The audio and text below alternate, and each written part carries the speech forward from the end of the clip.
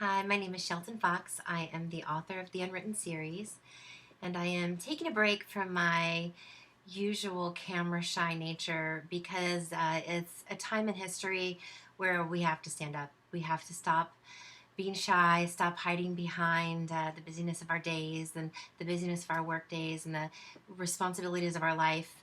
Because right now, what's happening is history is being made.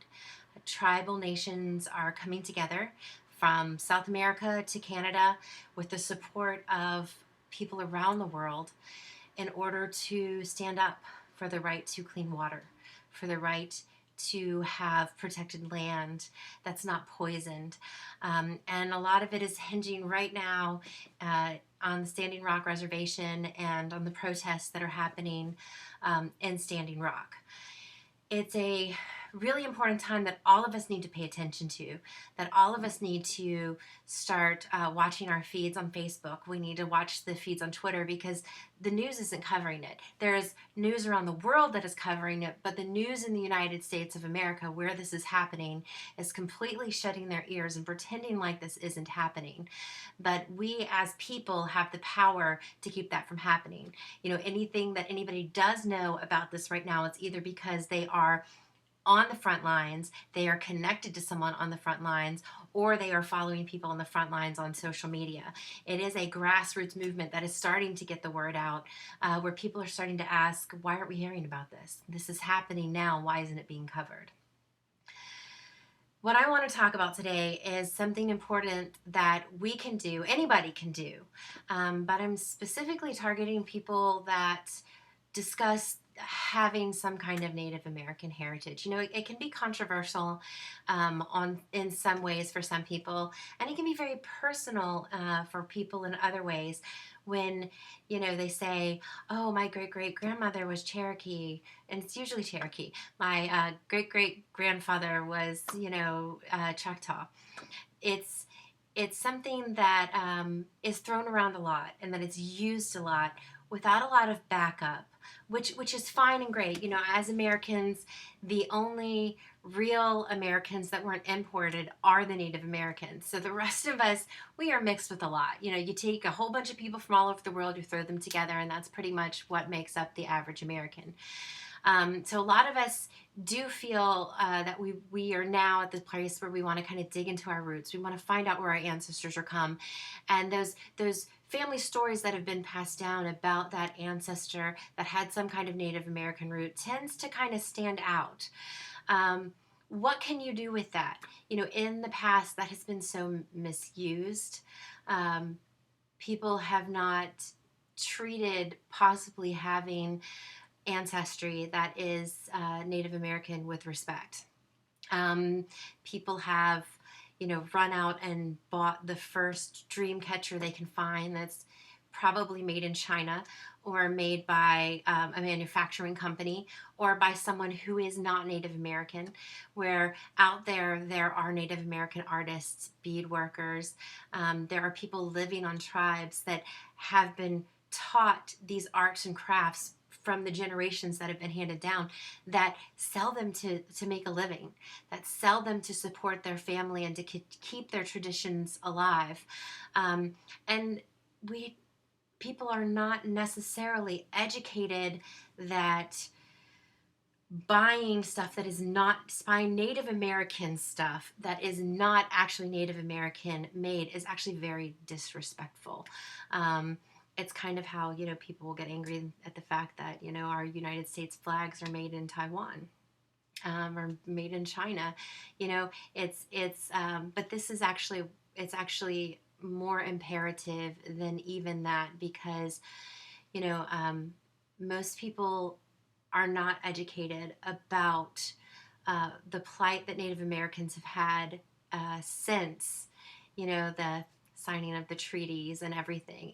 They're not educated about the real struggle that goes on reservations, the broken promises, the dirty water, the fracking and other mining that is allowed right around their lands that destroy and poison the earth around them, the lack of resources, the government regulations that kind of tie tribes' hands from being self-sufficient. These are all things that the average American is not educated on. And if you claim any kind of Native American ancestry, that is the first thing you should do. The first thing you should do is not go online and try to buy some Native American wear that is definitely not made by Native Americans. It is to start researching about the plight of Native Americans. That's the first thing to do. Start researching tribes, not just the tribe you think you're connected to, but what's happening on the different reservations. What other Native American people are there? You know, most people can list maybe 5 or 6 tribes that there's the Seminole, there's Lakota, there's Cherokee, but you don't know that there are actually, you know, there are hundreds of nations out there of Native Americans, and all of them have different stories, and all of them have different issues. They have different struggles. You know, one common theme that people are dealing with is self-sufficiency. You know, it's people think that just because Native American tribes, some have casinos, that everybody's rich, and that is not how it works at all. So people need to educate themselves. They need to understand what is actually happening and what has been happening. Because if your family married out of the tribe, right, or when most of our ancestors did, you know, in the 1800s, they married out of the tribe, then most of them kind of walked away from the culture. They didn't travel the Trail of Tears. They took their family away from the reservations. They were not part of the generations that were stolen, where the government went in and snatched up Native American children and sent them to orphanages where they were beaten and raped and abused, and any part of their culture was tortured out of them. Um, they weren't part of that. So they don't have that experience, and most people don't even know that it actually happened. But when you start to learn about these things, when you start to see the real history of what happened and what is happening now, you start to understand a little bit more about why it's wrong to watch some videos online of Native American dancing, buy some knockoff Native American dress, and then go somewhere and try to do powwow dancing. The people that actually are tribal, um, their culture was pretty much, um, if it wasn't decimated, it was in danger of being decimated, because of the laws against practicing, like I said, you know, the lost generations. What has been held on, what has been passed down, what has been kept, has been fought for. So the there needs to be a respect for that. There needs to be a respect that, even if you have ancestry that is Native American, that you don't have a right to go out and be what you think is Native American.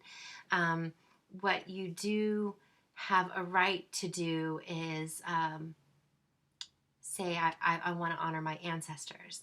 And how do you honor your ancestors? If you actually have Native American ancestors, how do you honor them? You know, I kind of think back, and I think back, you know, if the ancestor was a woman, which a lot of people, you know, claim, and she married a man that was white, which in the United States of America we just lump all light-skinned people as white. Then she definitely left her culture. So ancestrally, you know, I don't necessarily think back to that person, but you think back to her parents. You think back to her parents' parents. You think back to her great great grandparents and the people in her tribe, her ancestors that were there when the Europeans invaded, when the Europeans came. You look at those that actually dealt with their lands being taken away and fighting the wars, to protect what they had, and you think, what did they want for their ancestors when they had children and they rocked their babies to sleep at night? What did they wish for them? What did they wish for their legacy? It's definitely not what most people who say they have some kind of Indian ancestry do. So how do you go and actually honor your ancestry that you have or that you believe you have? There's several ways. Right now, the first one starts with educate yourself. Really research, learn about the tribal history, learn about the Trail of Tears, learn about the different treaties that were signed and that were broken. There's a lot of information out there when you start searching, and most of it, it'll bring you to your knees when you really start to see what our Native American communities went through during actually during the Europe since the Europeans first arrived. Um, that's the first thing to do. Start researching and understanding the past, and then start understanding what's happening now. There are many, many issues that our reservations face. There are Native American women who go missing from reservations in the United States and Canada, and the only people that are looking for them are members of their tribe. They're not high priority because they're Native American, and as you can tell from the ignorance of people, what happens in Indian country doesn't seem to be that relevant in American culture, which is a shame. Start to remedy that. Start to connect to different indigenous news sources. Start to connect to different First Nations groups. Start to connect to the different tribal pages. Start seeing what they're posting. Start seeing what they're talking about. Instead of following what you believe or you thought that you saw from something you saw on TV of Native American tribes, start to look on YouTube at what the Eastern Cherokee Nation is actually putting out. Start to look at the videos that are coming out actually from the Pine Ridge Reservation or from the Pine Ridge youth. Get the accurate information. Make yourself educated and aware. What do you do then? Share that information. If your ancestry married into white American culture, you have a certain amount of white privilege. Whether you recognize it or not, whether you're poor or not, there is a white privilege that comes with it. So use that white privilege to start sharing the information, because people will listen to you. When you hear people say things, stereotypes, inaccuracies, correct them. Anytime that anyone will listen to you, actually talk about issues that are happening in Indian country. Start to discuss what's happening in Standing Rock to people. Let people know. Stand up, because that white privilege does come with a certain platform. It comes with a voice that people tend to listen to a little bit more. And kind of what you start to find is people don't know. They don't know. They have the misnomers that they kind of heard from people that, oh, well, the Native American people have casinos, so they're all rich. They have absolutely no idea what it's really like on the reservation. They have absolutely no idea the struggles that are faced. They have absolutely no idea how that came about and what can be done about it, and how we, whether we have Native American ancestry or not, need to take an active interest in what is happening with our First Nations brothers and sisters, and we need to be a part of this Indigenous civil rights movement that is starting and happening, and that it will be heard. This is the time. It is the time for the Native American civil rights movement to really take a forefront around the world and be heard. So, educate yourself. Share the information. Invest. There are a lot of organizations out there that say that they help Native American communities. There are some legitimate ones. There are a lot that are not legitimate. There are a lot that will collect money or goods and say that they're bringing them to a tribe, and that money never makes it to the tribe. Or people will collect. I heard of a story where some organization affiliated with the church got a whole big truckload full of donated items, brought it to a reservation, had no connections there, and dumped it. When they dumped it, couches got ripped, clothes were strewn. It came at a time where there was a storm, so the stuff got rained on, and they just left it. So what happens in that situation? People don't go picking through it. Oh my gosh, yay, finally a shirt. No. What happens is rats get in it, mice get in it, the elements get to it, and now somehow these people that live on this land have to figure out how to dispose of it, have to figure out to take care of somebody who should not have been helping because they were not helping. So look for organizations that are either affiliated with a tribe or tribally recognized. For example, there's an organization called One Spirit that works directly with the Pine Ridge Reservation. They are officially recognized by the council. They work with the tribe, how the tribe needs. They say, what do you need? How can we help you? And that's how they work with the tribe. So look for things like that. And at a time like right now, where what's happening in Standing Rock is so important, there you can donate directly to Standing Rock. There are people out there that are collecting goods for Standing Rock, legitimate people. There are lists of things you can give. You know, the people that are standing on the front lines, you have mothers, you have children. They need diapers, they need water. Now that it's getting colder, they need warm blankets, they need coats, they need food. You know, these are things that you can do that helps. That if you feel like you have Native American ancestry, your ancestors would be proud of you for helping, for being a part, for contributing to the struggle that continues. I'm going to put at the bottom of this, if you look down in the comments section, there will be some resources that you can use to connect to, that you can use to donate.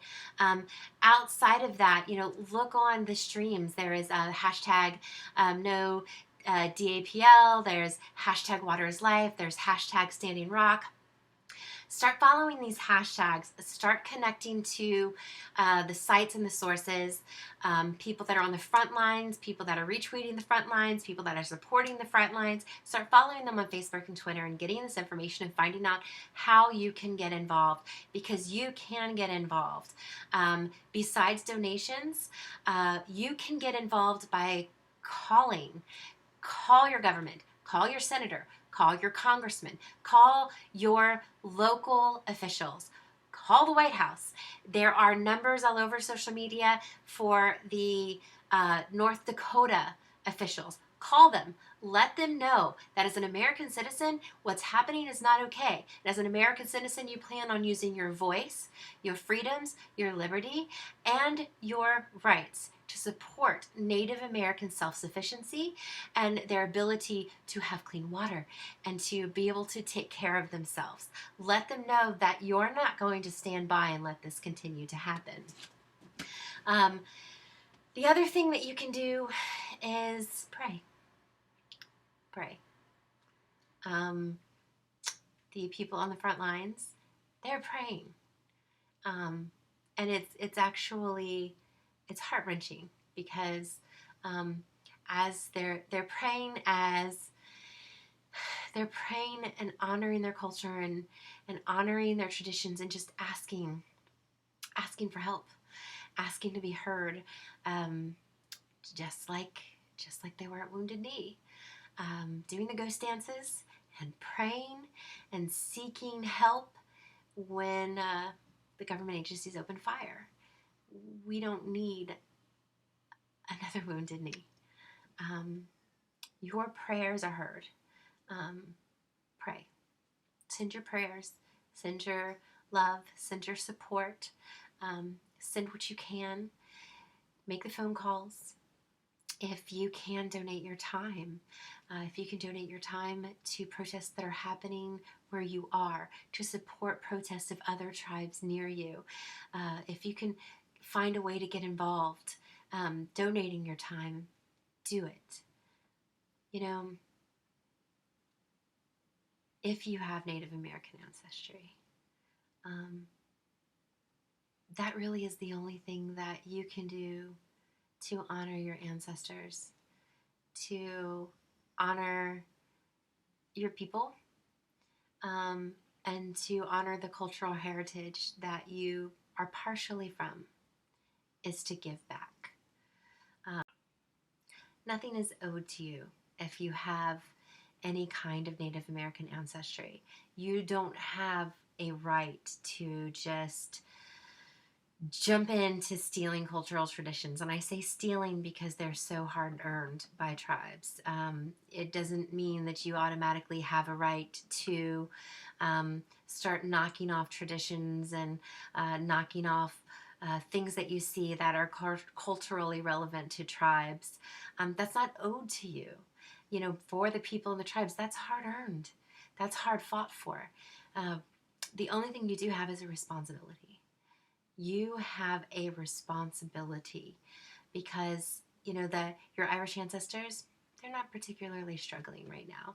You know, even though your British ancestors might have had the whole Brexit thing, they're still fine. um, but your Native American relations, they're struggling. They are fighting for a new start. They are fighting to be relevant in this time period. They're fighting to be heard. They're fighting to be able to have the resources, have the power to be able to make a new dawn, make a new day, and be relevant as nations, and recognized as nations, have their sovereignty as nations, have the ability to be self-sufficient and produce for their nations and their people.